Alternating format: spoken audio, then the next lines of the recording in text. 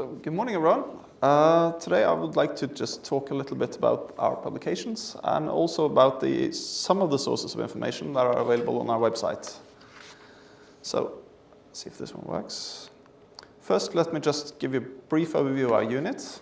The TMP unit consists of 5 staff members, including 1 native Icelandic and 1 native Norwegian translator.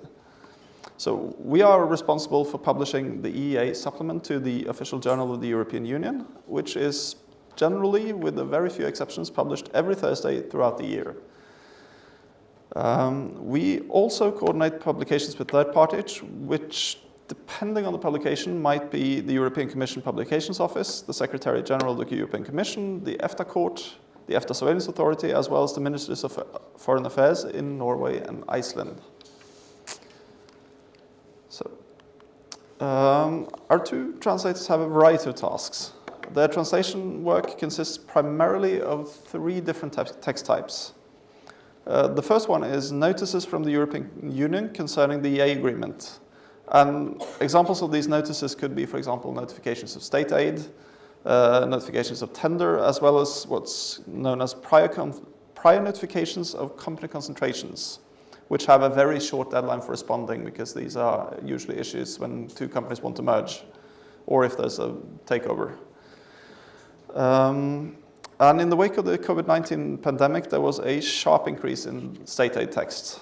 We still actually have more than we did at the pre-pandemic level. Secondly, it's the decisions of the Joint Committee, which is our most important product because they're also drafted and written in-house, and they're also translated by us, so everything is done in-house. The unofficial translations are usually available on the EFTA website within a week of adoption. And the third type of text that we do is judgments and advisory opinions from the EFTA Court, as well as decisions and notices from the EFTA Surveillance Authority.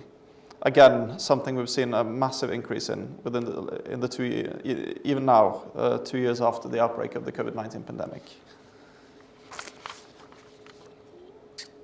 So now I would like to turn briefly upon the legal basis for why we translate and publish. I know my colleague Finnur has talked a lot about how the legal mechanisms work with this. I just want to point out what the basis for translation and publication is. So the first one we find here in Article 129 of the EEA agreement, as you can see here. And in this case, the crucial part of the text, well, for our purposes anyway, is the bit that says, the texts of the acts referred to in the annexes are equally authentic, being published in the EU languages in the official journal and in Icelandic and Norwegian in the EEA supplement. And then we go to the Joint Committee decision itself, which Finnur briefly showed you.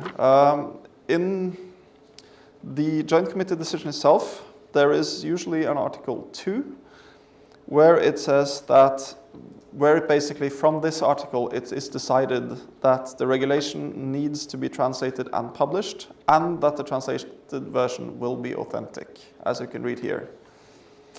And this one is pretty standard, I think, in most Joint Committee decisions.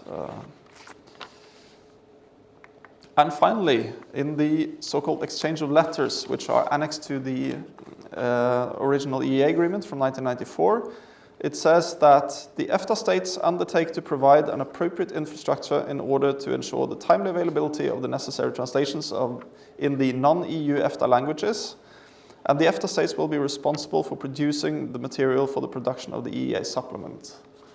So that's basically our bread and butter, so to speak. Now, before moving on to the publications, I just wanted to draw your attention quickly to the statistics to give you sort of an idea of how many pages we are looking at in a year, basically. So these diagrams show the output over the last 8 years or so. And just to deal with the 2021 figures, they are comprised by basically 12,346 pages of translated legal acts. That's the total for Norwegian and Icelandic. Roughly 900 pages per language in text from the European Commission, 300 pages from ESA, 39 pages from the EFTA Court, and roughly 40 pages from our own standing committee, as well as roughly 160 pages of joint committee decisions. Except for the amounts of legal acts that are published, the body of text in general tends to be pretty consistent from year to year.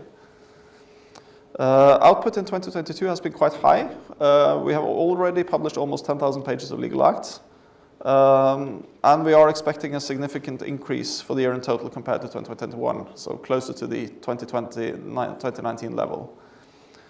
We are also expecting quite an increase in the number of joint committee decisions to be published officially this year. So, this is what the EEA supplement typically looks like. And it actually, even though it's one publication, it consists of 3 completely different kinds of content. So the first type of publication, if you like, is a weekly supplement, which contains notices from the European Commission, as I mentioned, and which may also contain translated documents from the EEA Joint Committee, the Standing Committee, the EFTA Surveillance Authority, and the EFTA Court.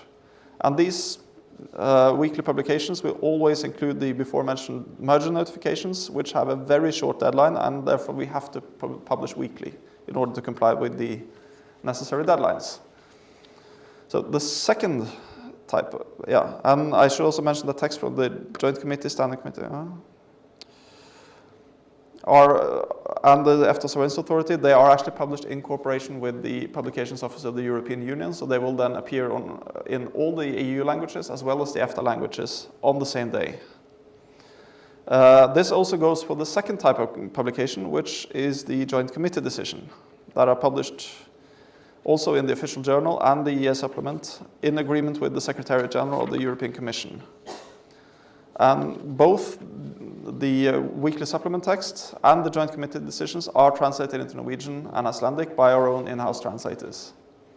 Now, the third type of text that we do, which is the most voluminous one, is the publication of legal acts, which are incorporated into the EEA agreement by the joint committee decisions. These publications make up the largest body of text. The legal acts are translated not by us, but by the translation centers of the Ministries of Foreign Affairs in Norway and Iceland.